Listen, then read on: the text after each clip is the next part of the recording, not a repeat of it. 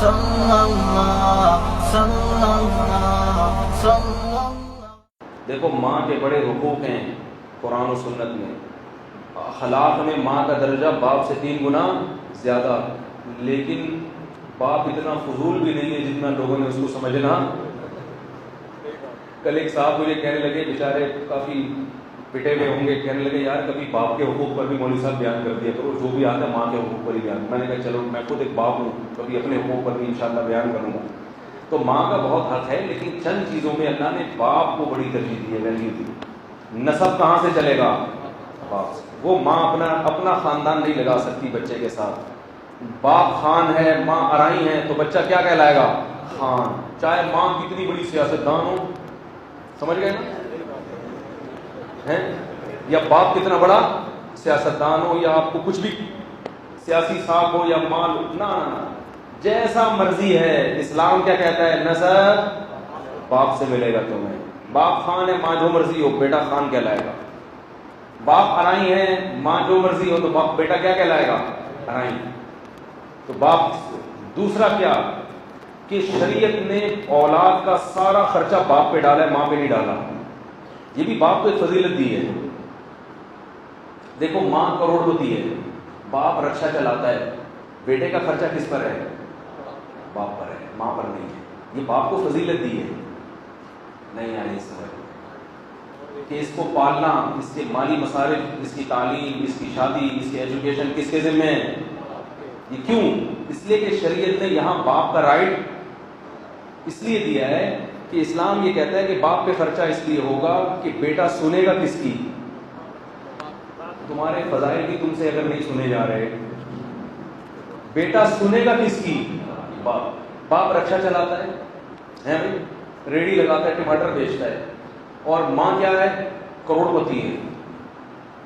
تو شریعت کہتی ہے بیٹے کو خرچہ، بیٹی کو خرچہ کون دے گا؟ باپ۔ کیوں؟ باپ کی ذمہ داری ہے۔ اب باپ کہ نہیں میری ذمہ، میں تو بیچارہ رکشا چلا رہا ہوں، میرے تو اپنے گٹکے کے پیسے نہیں نکلتے، میں اس کو بھی کھلاؤں، یہ کیسے؟ اسلام کہے گا بھائی دیکھو، اطاعت بیٹا کس کی کرے گا؟ ماں کی بھی کرے گا، باپ کی بھی، لیکن جب دونوں میں اختلاف ہو جائے گا تو گھر میں سکہ کس کا چلے گا؟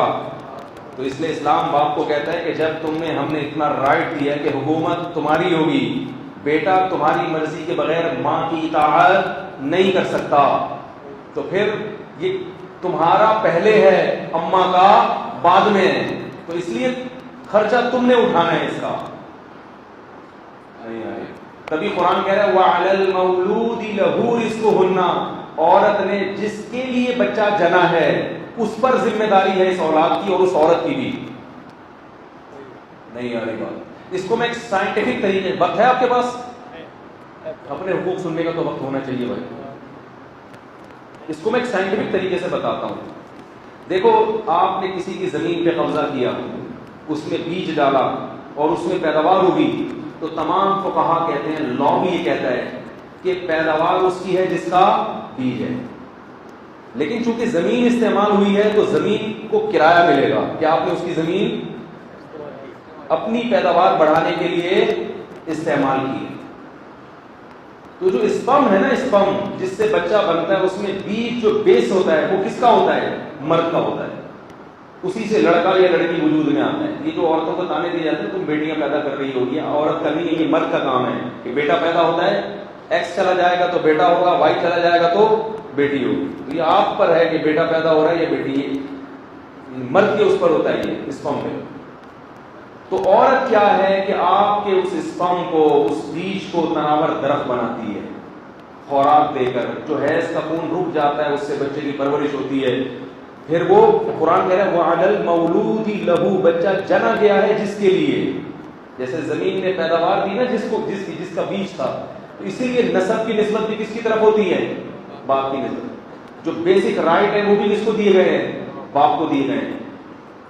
بیٹا مر جائے تو باپ کو وراثت زیادہ ملتی ہے، ماں کو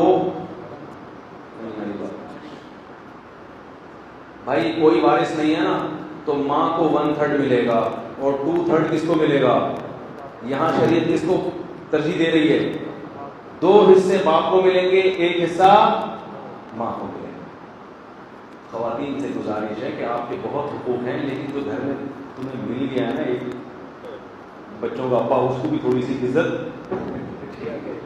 دیا کرو، اس کو سر کا تاج بناؤ کہ ہمارے سربراہ ہے، ٹھیک ہے نا. اللہ نے اس کو کچھ حقوق ہم سے زیادہ دیے، اس لیے کہ اس کی ذمہ داریاں، یہ ٹماٹر بھی بیچے گا تو میرا خرچہ بھی، میرے بچوں کا خرچہ بھی اس کے ذمہ ہے. عجیب بات ہے کہ عورت کروڑوں روپے بھی کما رہی ہو، شوہر رکشا چلاتا ہے، خود اس عورت کا خرچہ بھی کس پہ ہے؟ عجیب بات ہے یا نہیں ہے؟ یعنی اپنے پیسوں سے عورت پر اپنے اوپر خرچ کرنا بھی لازم نہیں ہے. کیوں؟ یہاں بھی ہے کہ بھائی تم ماتحت ہو کس کے؟ شوہر کے. تو اس لیے ماتحت ہو کہ خرچہ ہم نے کس کے ذمہ ڈالا ہے؟ شوہر کے ذمہ ڈالا ہے. یہ تمہاری ذمہ داری کی، اس کی ذمہ داری ہے. تو یہ اتنے ساری جب ذمہ داریاں ڈالی ہیں معاشرے نے، انگریز نے کیا کیا؟ وہ ذمہ داریاں مرد کے کندھوں سے اٹھا کے عورت پہ ڈال دی، عورت کو آزاد کر دیا، جس سے نیچرل سسٹم کی بانٹ لگ گئی. انگریز نے کہا مرد سے ذمہ داریاں ہٹاؤ، عورت جاب کر رہی ہے تو وہ خود کمائے گی، بچوں کو بھی آدھا بیوی خرچہ آدھا میاں. تو میاں جو تھا نا، اس کو اس سے جب اس کی ذمہ داریاں کم کی، لیبل یہ لگایا کہ میاں کی ذمہ داریاں ڈیوائڈ ہو جائیں گی، تو وہ اس میں ذمہ داری کا احساس ختم. جب احساس ختم تو اپنائیت کا احساس ختم. اسے اپنی بیوی اپنی نہیں لگتی، اپنے بچے اپنے نہیں لگتے. تو اس میں نقصان عورت کا ہے، بچوں کا ہے. تو خیر جلدی سے بات کو سمیٹوں. تو ایک پروٹوکول اللہ نے میاں کو یہ دیا، مرد کو یہ دیا کہ اولاد کا خرچہ کس کے ذمہ ڈال دیا؟ مرد کے ذمہ. اور اس کو یہ رائٹ دیا کہ گھر میں سکہ کس کا چلے گا؟ تمہارا. آرڈر کس کا ہے؟ یہ تمہارے باپ کا آرڈر ہے، ٹھیک ہے نا. تبھی لوگ تانا کیا دیتے ہیں؟ یہ تمہاری ماں کا آرڈر ہے، تیرے باپ کا آرڈر ہے. ایک صاحب اپنا تعارف کروا رہے تھے کسی کے سامنے کہ میں جو ہوں نا فلاں کا باپ ہوں. تو وہ کہنے لگے میں اس کے باپ کا بھی باپ ہوں. لیکن وہ دادا تھے. ایک مشہور شخصیت آئی یہاں مجھ سے ملنے کے لیے، میں نام نہیں لوں گا ان کا، بڑی مشہور شخصیت تھی. تو وہ مسجد میں مجھے تلاش کر رہے تھے. تو میرے بڑے بھائی نے مجھے بتایا یہ واقعہ. کہہ رہے وہ میرے پاس آئے اور کہنے لگے کہ مجھے مفتی طارق مسعود صاحب نے ٹائم دیا ملاقات کا. تھوڑی سی ایسے کر کے نا بتا رہے تھے. تو میرے بڑے بھائی کو پہچانتے نہیں تھے. تو بڑے بھائی نے کہا ٹھیک ہے میں ملاقات کرواتا ہوں آپ کی. تو وہ بھائی صاحب مجھے بتا رہے ہیں، میرے بھائی بڑے بھائی کہہ رہے ہیں کہ وہ تھوڑا سا ایسے اسٹائل ہے نا کہ آپ کو پتا ہے میں کون ہوں؟ تو انہوں نے کہا مجھے تو نہیں پتا. کہا کہ میں فلاں جو مشہور شخصیت ہے اس کا بڑا بھائی ہوں. تو میرے بھائی نے کہا آپ کو پتا ہے میں کون ہوں؟ میرے پتا نہیں. کہہ رہے ہیں مفتی طارق مسعود آپ کا بڑا بھائی ہوں جس سے آپ ملنے آئے. تو کہتے ہیں میں فلاں کے باپ کا بھی کیا ہوں؟ باپ ہوں. تو یہاں ایسے موقع پہ ماں کا حوالہ نہیں دیا جاتا، ہمیشہ کس کا دیا جاتا ہے؟ باپ. تو ہمارا باپ ہے کیا؟ یعنی کیا ہم تیری سنیں کیا؟ تو ماں کی بھی سننا واجب، باپ کی بھی. لیکن جب دونوں کی رائے میں اختلاف ہوگا تو کس کی سنی جائے گی؟ باپ کی سنی جائے گی. یہ تیسرا حق ہے شریعت نے باپ کو دیا ہے. چوتھا حق شریعت نے باپ کو کیا دیا کہ باپ اپنی بیٹی کا ایک جگہ رشتہ کرا دیتا ہے، ماں اس کے خلاف کراتی ہے، تو شریعت کس کے نکاح کو مانتی ہے؟ بولتے بھی نہیں بھائی، باپ کے نکاح کو کنسیڈر مانے گی. باپ نہیں ہے دادا، صحیح ہے نا. اہم معاملات میں شریعت ماں کو کہ نکاح ایک اہم معاملہ ہے نا، کلعدم مانتی ہے شریعت. اس کلعدم ہے. باپ کا کیا ہوا نکاح کیا ہے؟ وہ مانا جائے گا. اور بعض فقہاء کے نزدیک تو باپ کی مرضی کے بغیر نکاح ہوتا ہی نہیں. ماں کی مرضی کے بغیر ہو جائے گا، باپ کی مرضی کے بغیر نہیں ہوگا. تو یہ رائٹ بھی کس کو دیا شریعت نے؟ بولو بھائی، باپ. اگر لڑکی کم مہر پہ کہیں نکاح کر لے باپ کی اجازت کے بغیر تو باپ کو حق ہے نکاح ختم کرا دے، ماں کو حق نہیں ہے. کس کو حق دیا شریعت نے؟ باپ کو حق دیا. تو نسب باپ سے چلا دیا. اطاعت کس کی واجب کر دی؟ باپ کی کر دی. خرچہ کس پہ ڈال دیا؟ باپ پہ ڈال دیا. اور قیامت کے دن کس سے پکارا جائے گا؟ باپ کے نام سے پکارا جائے گا. سمجھ رہے؟ اور یہ یاد رکھو آج کل لوگ سوتیلا بیٹا لے کے پالتے ہیں، ولدیت میں اپنا نام ڈال دیتے ہیں. یہ بھی گناہ کبیرہ ہے. یہ باپ کے ساتھ ظلم اور ناانصافی. ایک صاحب میرے پاس آئے کہ وہ باپ چونکہ مر گیا ہے تو ہم نے یتیم بچہ پالا ہے تو اب میں اپنا نام ڈال رہا ہوں اور بچہ بھی راضی. بچہ بڑا ہو گیا، وہ بھی راضی ہے. میں نے کہا اس بچے میں غیرت نہیں ہے، بڑا بے غیرت بچہ ہے معذرت کے ساتھ. اس میں اتنی سی بھی غیرت ہوتی, وہ کہتا ہے کوئی بات نہیں, مجھے پیدا کر کے میرا باپ مر گیا, میں سگے باپ کی جگہ کبھی بھی سوتیلے کو نہیں لاؤں گا, جو مرضی ہے بلڈ میرا. میں نے کہا اس بچے کو میرے سامنے لا, وہ بڑا بے شرم ہے, میں اس کو تانے دوں گا, بڑا بے شرم ہے. یہ تو باپ کے ساتھ ناانصافی ہے, یہ تو ناشکری ہے باپ کے ساتھ. تو کہنے لگے نہیں وہ تو مر گیا بیچارہ. میں نے کہا مرا ہو جو مرضی ہو. بچے نے کیسے قبول کر لیا بھائی کہ میں شناختی کارڈ میں اصل ابا کو چھوڑ گیا. کہہ رہے میرے احسانات بہت ہیں. میں نے کہا جتنے مرضی احسانات ہوں اوریجنل ابا کوئی بھی چینج. یہ تھوڑی نہیں وسیم بھائی نے آپ پر احسانات شروع کر دیے, ابا آپ کو گٹکے کے پیسے نہیں دیتے, اور ستار بھائی جناب آپ کو شاپنگ کرا رہے ہیں, تو اپنے ابا کو ہٹایا, یار یہ تو کسی کام کے نہیں ہے, وسیم بھائی کو لا کے گھر میں رکھ لیا. بھائی جو مرضی ہے کیا کہتے ہیں, یہ رشتے کبھی بھی اپنی اماں کی جگہ کسی اور کو دے سکتے ہو.